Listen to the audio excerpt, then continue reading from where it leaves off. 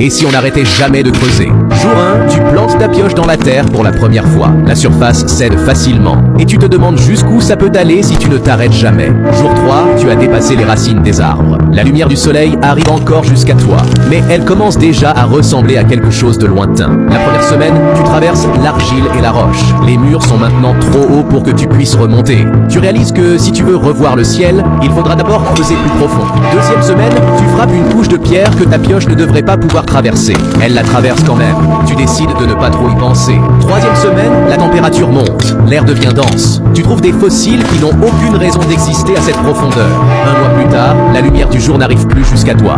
Pourtant, l'obscurité n'est jamais totale. Ta propre présence éclaire les parois, d'une façon que tu ne comprends pas. 2 mois, l'eau coule vers le haut. Des cristaux poussent sous tes yeux.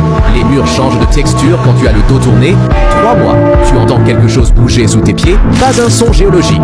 Quelque chose de rythmique, comme une respiration. 6 mois, tu débouches dans une caverne que personne n'a creusée. Les murs sont lisses comme du verre poli. Il y a de la lumière ici, alors qu'il ne devrait y avoir que du noir absolu. 1 an, tu trouves des gravures. Elles représentent quelqu'un qui creuse. En regardant de plus près, tu réalises que ce quelqu'un te ressemble. 2 ans, la gravité change. Certains coups de pioche font tomber la roche vers le haut. 3 ans, tu découvres une architecture, des couloirs, des escaliers qui ne mènent nulle part. Une civilisation entière enfouie, que personne ne connaît. 5 ans, la respiration est plus claire maintenant. Elle est synchronisée avec la tienne. Quand tu t'arrêtes, elle s'arrête aussi. 7 ans, tu entres dans un espace où l'air est exactement à la température de ton corps. La roche pulse doucement autour de toi, comme quelque chose de vivant. 10 ans, tu plantes ta pioche dans le sol. Pour la première fois, quelque chose répond. Un coup, puis un autre. Quelque chose creuse vers toi. Tu aurais pu remonter à n'importe quel moment.